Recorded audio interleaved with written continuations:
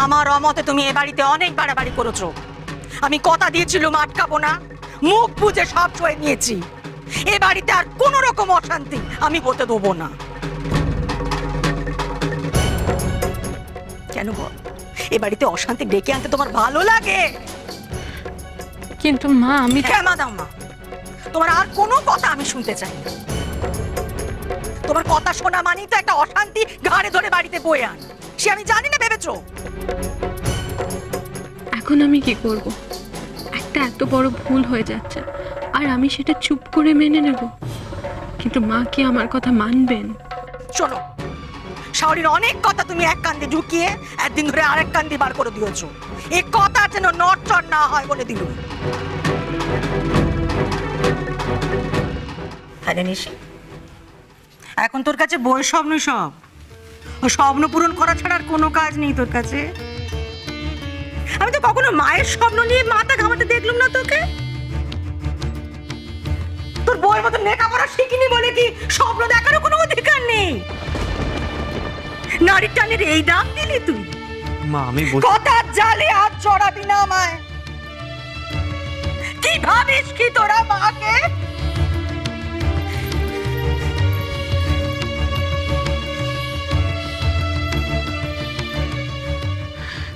কিন্তু নিশিত,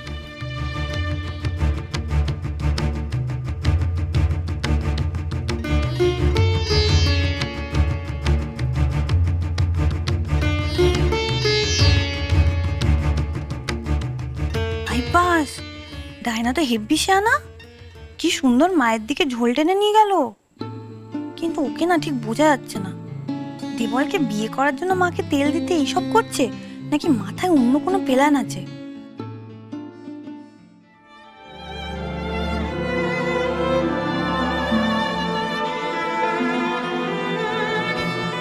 আমি ঘর থেকে সব শুনেছি। খুব ভালো করেছো তুমি। দেখো রায়না, এ বাড়িতে ভালো থাকতে গেলে সব সময় মায়ের কথা শুনে চলাই ভালো। আর তুমি যেটা বুঝতে পেরেছো তা দেখে আমার ভালো লাগছে। দেখো, বড় বৌদির কথা যত কম শুনবে তত আমাদের সবার পক্ষে ভালো। ডায়না, তুমি তো নিজের চোখেই দেখছো বড় বৌদি মানে সব সময় ঝামেলা অশান্তি। এগুলো ভালো লাগে বলো? দেখো, সব থেকে ভালো হয় তুমি যদি বড় বৌদি থেকে সব সময় 100 হাত দূরে দূরে থাকো।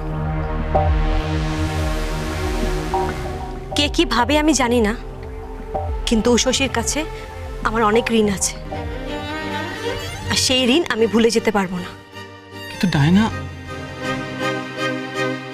আর আমি এটাও ভুলে যেতে পারবো না যে যে মানুষটার বিপদের সময় আমার পাশে থাকার কথা ছিল, সবচেয়ে বেশি কাছে থাকার কথা ছিল, সেই আমায় এই পৃথিবী থেকে সরিয়ে দিতে চেয়েছিল চিরদিনের মতো। শশী যদি আমার পাশে না থাকতো কি হতো আমার? তাহলে বড় বৌদির কথা মানলে না কেন?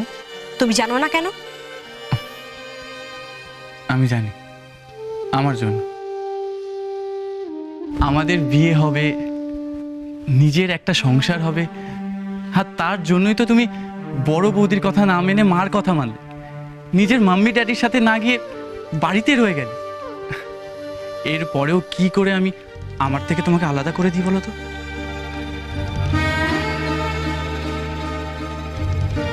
ডায়না,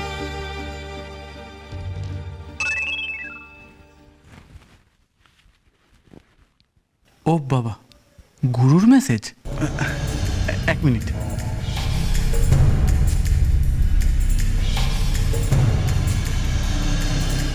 বৎস দেবল, সময় কিন্তু বয়ে চলেছে। তোমার মায়ের কাছে তোমার আর লক্ষ্মীর ভিডিওটা পাঠানোর জন্য আমার হাত দুটো নিষ্পিস করছে।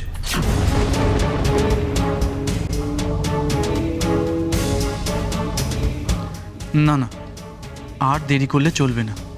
এবার যদি কাজ না শুরু করি তাহলে বিপদ হয়ে যাবে। ডায়না, বড় বৌদি কি একা পরীক্ষা দিতে যাবে? না মানে বড়দা তো মনে হয় না দোকান ছেড়ে বড় বৌদির সাথে যেতে পারবে। শশীর সঙ্গে মনে হয় সোমাও যাবে। সোমারও তো ওই একই কলেজে সিট পড়েছে। আমার মনে হয় নিশিতাই ওদেরকে নিয়ে যাবে। না, বড়দাকে তো সঙ্গে যেতে দিলে চলবে না। কি করব? এই তো মাথায় প্ল্যান এসে গেছে। সোমাকেই এই ব্যাপারে কাজে লাগাতে হবে, আর তারপরেই আসল ধামাকা। লাগে না মাঝে মাঝে মনে হয় নিজে থাকতে সব শেষ করে দিই, জ্বালিয়ে পুরি শেষ করে দিই। হ্যাঁ, সংসারের ছিঁড়ি ভদ্রলোকের সংসার। এত বেলা হয়ে গেল এখনো অব্দি হাড়ি ঝরেনি। হ্যাঁ, কারো খেয়াল আছে কোনো? কি হলো কি আবার? হলো আমার মাথা। বাড়ির বড় বৌমা সকাল সকাল কলেজের বেটা ছেলে বন্ধুকে বাড়িতে নিয়ে এসে গপ্প শুরু করেছে। নেকাপড়া নিয়ে কথা তাদের পুরোতে চায় না, কোনো দিকে হুঁশ নেই। মিথ্যে, সব মিথ্যে, ঘোষমশাই সব মিথ্যে, জানলে? হ্যাঁ, আমার শিখকে দিককে মিথ্যে করে দিল কে জানো? আমার নিজের রক্ত, আমার বড় ছেলে। তুই ভাবতে পারো? এই দেখো কি কাণ্ড বলো দেখি।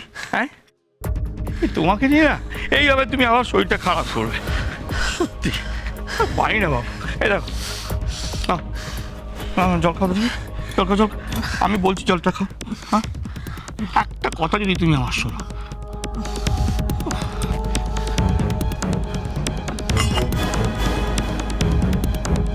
একটা কথা বলি, কেমন ভালো লাগছে একটু?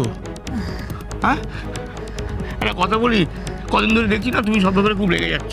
হ্যাঁ, খুব রাগ হচ্ছে তোমার। সবার উপর এত রাগ করা কি ভালো? এইসব রাগারাগি করতে করতে নিজের শরীরের কি হালটা করেছো সেদিকে খেয়াল আছে তোমার? বয়সটা তো খেয়াল রাখতে হবে নাকি?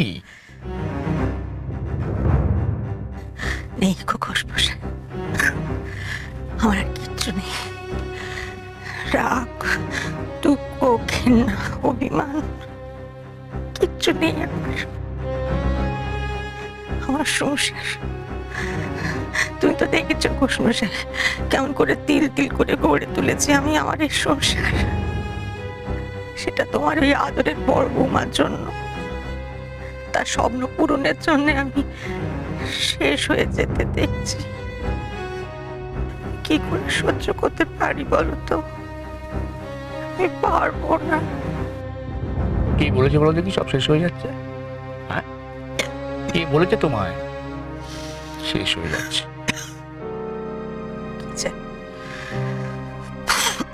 আর তো কিছুই বিশ্বাস হতে চায় না। আমি বলি কি, বিশেষ করে একবার দেখোই না, সে বেচারি প্রাণপাত করছে, সারাদিন ধরেই রান্না করে, তোমার কথা মতো কাজ করার চেষ্টা করছে। তোমার কথাতেই না সে আনন্দ বানাচ্ছে, সে তো আমার নি করেন তোমার কথা। আর সেই আনন্দ খেয়ে না ওই পাড়ার সব লোক সুখ্যাতি করতে করতে বাড়ি ফিরবে। সেই সুখ্যাতি যখন করবে তখন সবচেয়ে কার আনন্দ হবে বলো দেখি? তোমার। কারণ তোমার জন্যই তো এইসব করছে, তাই না? আমার সংসার থেকে সমস্ত আনন্দ চুরি করে আনন্দ নাড়ু করবে সে। সে নাড়ুতে কি আর আনন্দ থাকবে গো? বড় ছেলে যে বিষয় তাকে দিচ্ছে, আমার তো কিছুই আর বিশ্বাস হতে চায় না। আমি তোমার একটা কথা বলি, দেখে সব ভালো হয়ে যাবে। ওসব দুশ্চিন্তে রাখো দেখি, এখন একটু শান্ত হয়ে বসো। হ্যাঁ, শান্তির কপাল কি আর করেছি যে শান্ত হয়ে বসবো আমি?